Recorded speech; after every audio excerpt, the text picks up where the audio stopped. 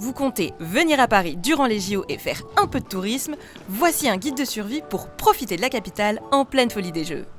C'est l'épreuve la plus dantesque des JO et à laquelle vous pouvez tous participer. Comprendre la carte de métro et anticiper vos trajets en prenant en compte les stations fermées pour les épreuves.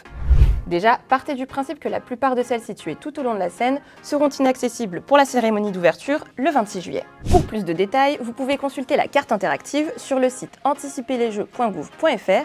Je laisse le soin à Valérie Pécresse de vous expliquer comment cela fonctionne. Le rouge, c'est à éviter, temps d'attente pour accéder au quai supérieur à 15 minutes. Orange, c'est extrêmement fréquenté. Orange pâle, c'est très fréquenté. Et vert, c'est à privilégier. Et vous avez la situation des autres stations, ce qui vous permet, au lieu de descendre à Trocadéro, de descendre à la station d'avant, puisqu'elle est verte, et de marcher 100 mètres. Bah oui, parce qu'à 4 € le ticket de métro, pourquoi ne pas rester dans l'esprit sportif de ces jeux et marcher un peu? Donc c'est vraiment pour miser sur l'intelligence collective. En tout cas, on a mis toute notre intelligence à nous dedans.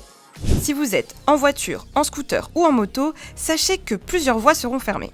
D'autres seront accessibles grâce à un passe-jeu dont il faudra vous munir en faisant la demande en ligne. Sinon, il y a aussi le vélo, ou, Il ne faut pas avoir peur de faire un peu de marche, c'est bon pour la santé.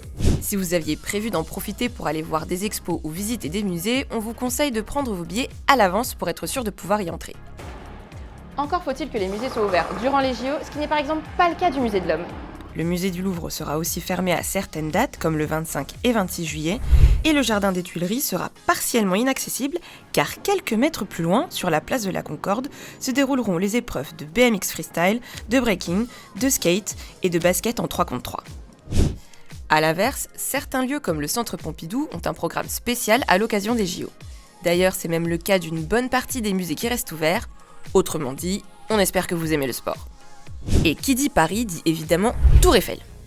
Alors ne vous inquiétez pas, vous pourrez y aller, encore une fois à condition de prendre vos places allant jusqu'à plus de 35 € par personne à l'avance. Mais si vous comptiez faire votre petite photo devant le Champ de Mars ou la place du Trocadéro, ça risque d'être compliqué. Le Champ de Mars a été aménagé pour accueillir les épreuves de volley-ball de plage et de cécifoot. Quant au Trocadéro, la place va être transformée en parc des champions pour célébrer les athlètes médaillés. Alors, Are you happy to be in Paris? oui,